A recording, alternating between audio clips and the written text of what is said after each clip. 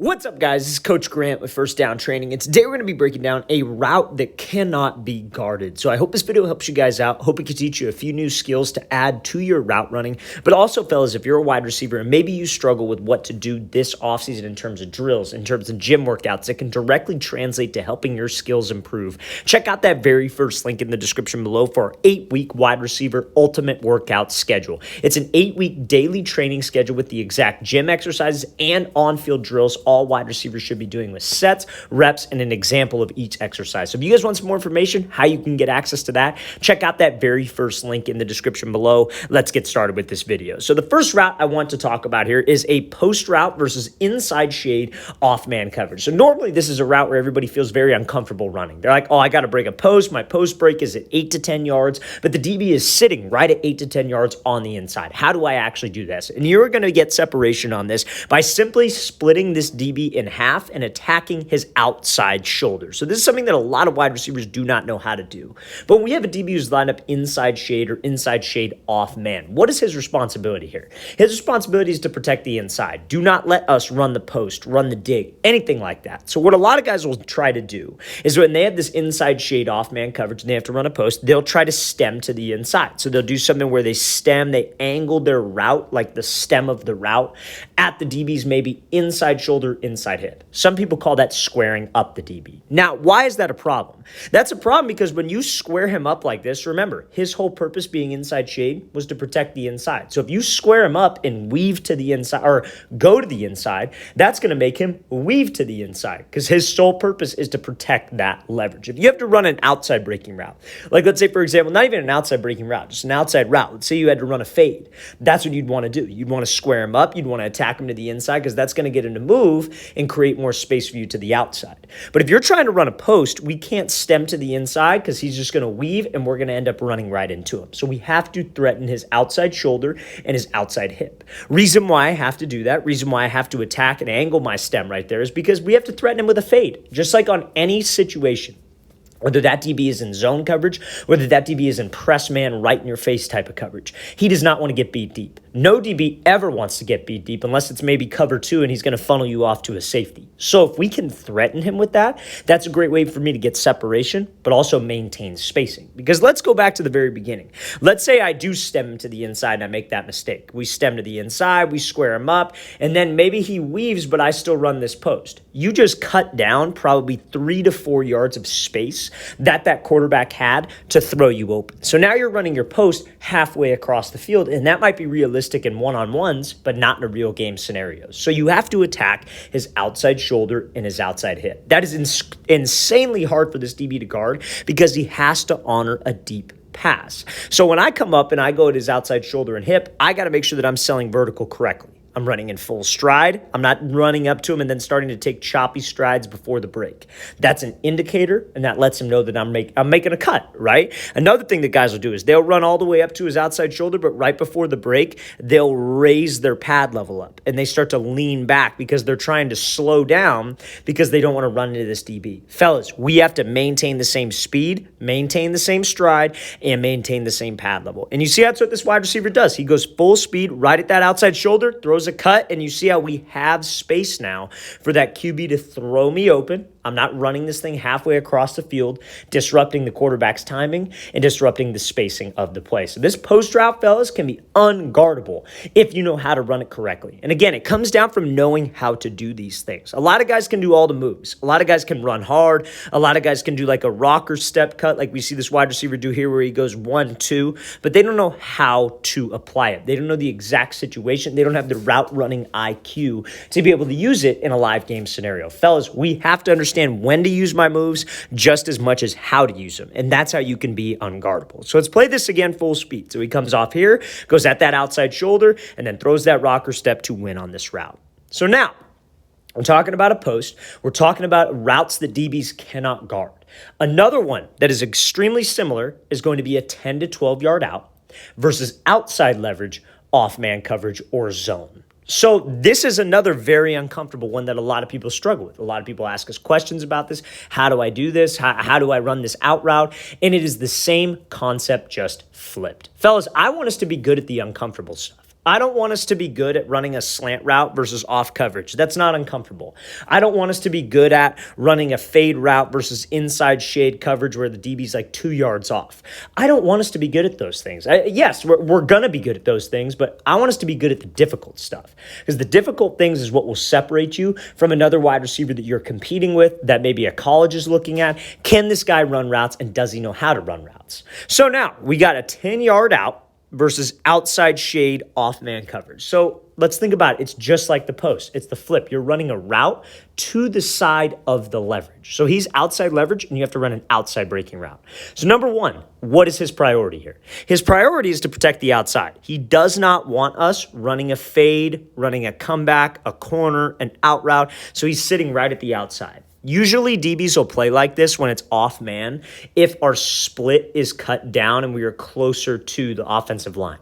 Now, some guys will just play straight up zone like this no matter where they are at. Even if this wide receiver has a wider split, they'll still be outside leverage because that's a part of their zone. So they're outside shade to prevent the outside route. They might be expecting the outside route because of our split, and they have safety help to the inside. So how do you think you should run this? A lot of guys think that, oh, well, I should just try to get to something we call the blind spot of the DB. Well, as soon as you angle your stem to the outside, what do you think he's going to do? Just like the inside shade off man example. He's going to weave. He's going to keep his leverage to the outside, and you're going to run that out route right into him, or you're going to be running right to the dang sideline, which is not enough space for that QB to lead us. We have to attack his inside shoulder and his inside hip. So let's play this full speed. Let's watch what this wide receiver does. He goes right at that inside shoulder, inside hip. Same thing as the last example. He is maintaining his stride, and he is maintaining his speed. Like I said before, fellas, no DB, I don't care what coverage it is, zone, press man, off man, whatever. They do not want to get beat deep, especially in zone, So if I can make him think I'm going deep by running in full stride, keeping a good pad level, maybe changing a little bit of tempo, then accelerating like this wide receiver does here, all of those things make this route look like we were running deep. And that is what can get him to flip. So when I make that break on the out route, I have space. Imagine if he broke on this out route and he was over here because he just tried to run around him and the DB weaved. DB would be right on his hip and he would not have space to accelerate. Fellas, on any outside route, comeback, corner, out route, QB needs space. So we got to give him space. We have to make sure I'm able to get separation, but also keep spacing on the play when I get that DB to flip his hips. It's a great example of how to run that out route versus outside leverage. Okay, so now, let's go back to the post, right? Because again, the post and the out, I feel like those are the two most unguardable routes if you know how to run them correctly. So now, how would you do it against press? Because we talk about off man. Off man's cool. I don't got to worry about a jam. I don't got to worry about a DB throwing hands on me, trying to disrupt timing. I can just run my route. I got a lot of open space to where I can create. Now, if it's press coverage, I don't have a lot of open space. And if I still have to run a post, I still got to run maybe even a dig. It's the same concept. Nothing changes. Just because the break gets a little bit flatter, nothing changes. What do I do if it's press? So this is going to be, I would probably consider this more of a dig, but like I said, it's the same concept. You have inside shade press. He's inside shade. You have to run this dig. What do you think he should do here? A lot of guys think like, oh, well, you should just square him up, fake outside, and take the inside release because you must always take an inside release on an inside breaking route. That's incorrect. You got to get comfortable taking an outside or an inside release on any given route. On any route, you got to get comfortable with that. So what we would want to do is we would want to threaten him to the inside, take the outside release, and let the top of the route be the thing that gets me open. So let's watch what this wide receiver does. He comes off because it moves inside, takes the outside release, is able to stack, and then uses that rocker step to win on that route. That's textbook right there. That's exactly how you want to do this thing.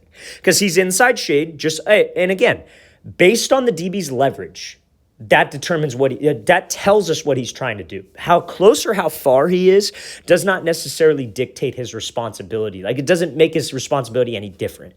You know, like when he's pressed up inside shade, he's probably more so trying to stop the slant, the quick 5-yard in. When he's off man, he's probably trying to stop the post, the dig. But again, his responsibility is still the same. Don't give up the inside because he doesn't have any help over there.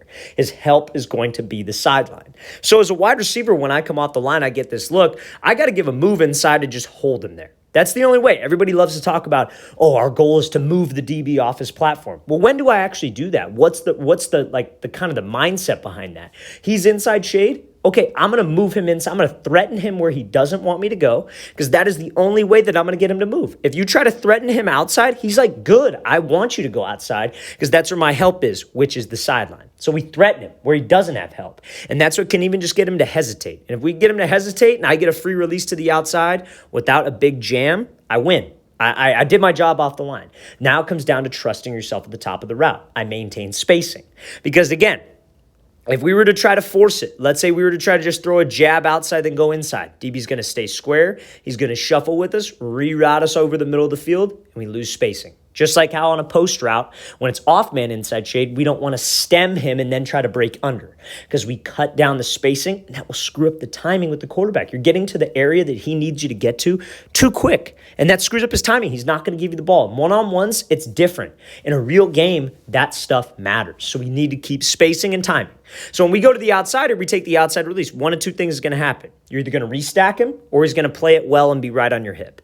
In this case, we restack him, right? This is the easy one. We get him trailing my back hip. I could give him a crossover at the top. I give him a fake outside, and then I could easily shake him. And now I have space. I'm not catching the ball across the hash mark. I'm catching this ball before the hash mark in the first window, which is how the play was designed up. This is a realistic rep. Now, what would you do if he was hip to hip? If he was hip to hip with you, you would take your right arm, put it on the back of his right shoulder, right hip, and slip under him. You'd throw by. That's when you use that throw by. So fellas, you just got to make sure that we have a plan for this kind of thing. If we don't have a plan for it, then I'm not going to be able to do it. But you come up to the line, you should automatically think, okay, I have a post, I have a dig. Okay, that's inside shade press. This is how I'm going to run it. This is how I'm going to do this thing. Because if you don't have a plan and you're just out there playing and you're just trying to run, that's when bad things happen, fellas. That's when we start getting jammed to the sideline, rerouted inside, because we're just forcing it. We can't force it. We need to understand his leverage and have a plan. That's how you're unguardable. You run any route like that. You can be unguardable on any route if you can do that. Let's play this again full speed. Great job by this wide receiver attacking his leverage, getting over the top, and then working that rocker step. All right, so now let's talk about the out route, right? So now we have outside shade press on the goal line. What do you do if you got to run this out route? Again, it should be an automatic plan. You come up to the line, I see where he's at. Okay, that's my plan. You already know. You already know what you are doing walking into the game. Walking into the game, you have a plan. If I see this, and this from this DB, this is how I'm going to react on this route, and this route. You got to have that plan. That is, and everybody talks about like, oh, well, coach, this is too confusing. You're thinking too much. I'm not saying to think about all this. I'm saying to do the pre-work. I'm saying to think about this beforehand. You know, you talk about all the great players in any sport. You like to talk about Kobe Bryant, how much film he would watch. You know, you talk about like a receiver. I know he's maybe not one of the all-time greats, but you talk about Doug Baldwin, how he would have boxes of tapes and notebooks on every DB that he played. Because, fellas, that's what it takes. You got to do the pre-work. If you go out there and you don't do the pre-work, you're not going to be successful like that. So you already know he's outside shade, he's pressed. You got to run a 10-yard out. What should you do? I'm going to attack his leverage outside, just like on that post. Because remember, he's trying to prevent the outside route, take the inside release, and I'm going to work to stack or throw him by. That is it. That's all you honestly have to think about. Whatever release you choose, there's not really a wrong answer as long as you attack his leverage. So let's watch what this wide receiver does. He attacks him, takes the inside release, able to get back over the top and runs this out route. Could consider this a corner route as well. It would be the same thing. If this DB plays it well and maybe he's right on my hip, we take my right hand, put it on his right shoulder, his right hip, and I slip underneath. It's all about just giving your quarterback space and give yourself space to where you can actually accelerate out of the break. You force it. We come back to the line. Let's say he forces it and gives just a weak jab to the inside and tries to force an outside release. He squares, he shuffles, forces me to the sideline. I got no space. Let's play this thing full speed one more time, fellas. An out route and a post route. Two most unguardable routes if you know how to attack a DB's leverage and understand why he's playing a certain coverage.